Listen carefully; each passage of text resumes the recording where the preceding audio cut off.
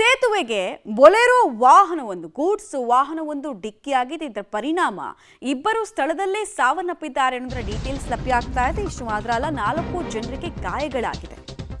ಚಿತ್ರದುರ್ಗದಲ್ಲಿ ಜವರಾಯನ ಅಟ್ಟಹಾಸಕ್ಕೆ ಇಬ್ಬರು ಬಲಿಯಾಗಿದ್ದಾರೆ. ಸೇತುವೆಗೆ ಬೊಲೆರೋ ಗೂಡ್ಸ್ ವಾಹನ ಡಿಕ್ಕಿಯಾಗಿದೆ.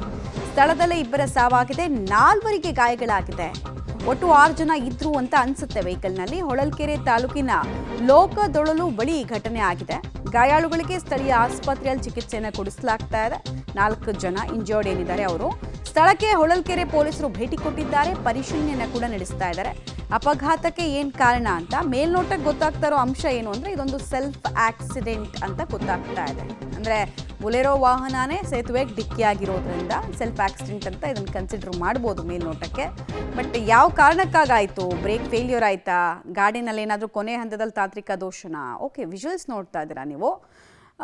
ಇದೇ ಸೇತುವೆ ತಡೆಗೋಡೆ ಏನಿದೆ ಅದಕ್ಕೆ ಸ್ಪೀಡಾಗಿ ಬಂದು ಹೊಡೆದಿದೆ. ಇದರ ಪರಿಣಾಮ ಗಾಡಿಯ ಮುಂಭಾಗ ಕಂಪ್ಲೀಟ್ ಆಗಿ ನಜ್ಜುಗುಜ್ಜಾಗಿದೆ. ಇನ್ನು ಅಪಘಾತದ ತೀವ್ರತೆಗೆ ಇಬ್ಬರ ಪ್ರಾಣ ಪಕ್ಷಿ ಹಾರಿ ಹೋಗಿದೆ ಅನ್ನೋದು ಗೊತ್ತಾಗ್ತಾ ಇದೆ. 4 ಜನ ಉಳಿದಂತೆ ಅವರಿಗೆ ಗಾಯಗಳಾಗಿದೆ. ಅವ್ರ ಸರ್ವೈವಲ್ ಚಾನ್ಸಸ್ ಎಷ್ಟು, ಏನು ಕತೆ, ಹಿಂದೆ ಕೂತಿದ್ರಾ ಅಥವಾ ಮುಂದೆ ಇದ್ರಾ, ಎಲ್ಲವೂ ಕೂಡ ಇಂಪಾರ್ಟೆಂಟ್ ಆಗುತ್ತೆ. ಮತ್ತು ಏನಾದರೂ ತಗಲಿರೋ ಚಾನ್ಸಸ್ ಕೂಡ ಇರುತ್ತೆ.